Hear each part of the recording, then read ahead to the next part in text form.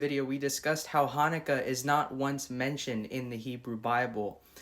In John chapter 10, we see that Yeshua arrived at Solomon's porch, and this is an interesting reference to 2 Chronicles chapter 7, and I'll read the passage in verses 8 through 10, because we do see Solomon slaughtering animals and making sacrifices in an effort to dedicate the temple properly to God. That would be 22,000 bulls and 20,000 sheep, to be exact. Now, this whole idea of celebrating Hanukkah comes from the book of 2 Maccabees, where it discusses the Maccabean revolt. And in the book of 2 Maccabees, there is a commandment specifically to replace the Feast of Sukkot with Hanukkah. And that's why they celebrate Hanukkah for 8 days.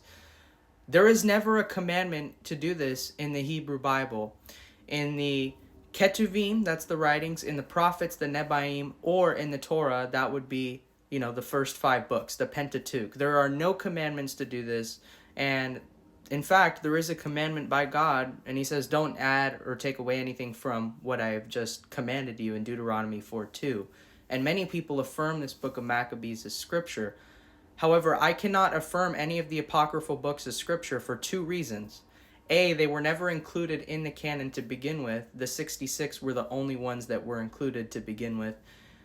And secondly, if the book of Maccabees contradicts what I see in the first 5 books of scripture, along with the prophets and the writings, I cannot affirm it as scripture.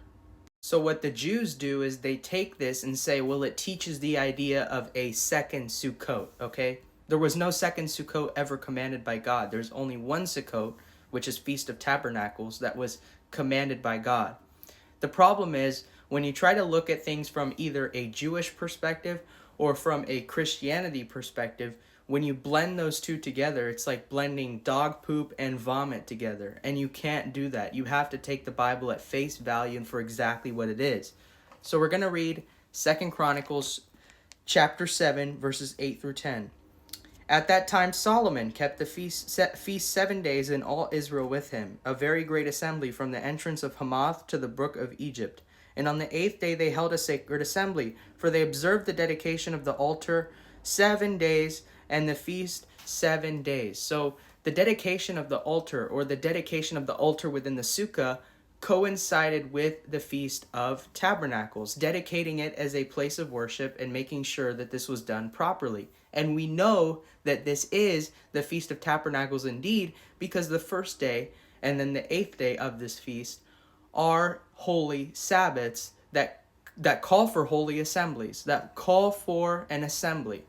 We see in verse 10 that on the 23rd day of the 7th month, so we know that this is a fall feast, he sent the people away to their tents joyful and glad of heart for the good that the Lord had done for David, for Solomon, and for his people Israel.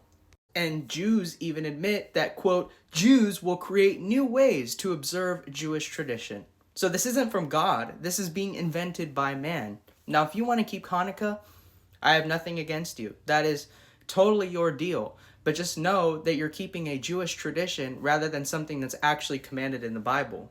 So the Hebrew root word for the word dedication in English is Hanukkah. So what they were doing is they were celebrating the dedication of the temple, which coincided with the celebration of the Feast of Sukkot, but they were not, and I'll say this again, they were not making or creating a new celebration.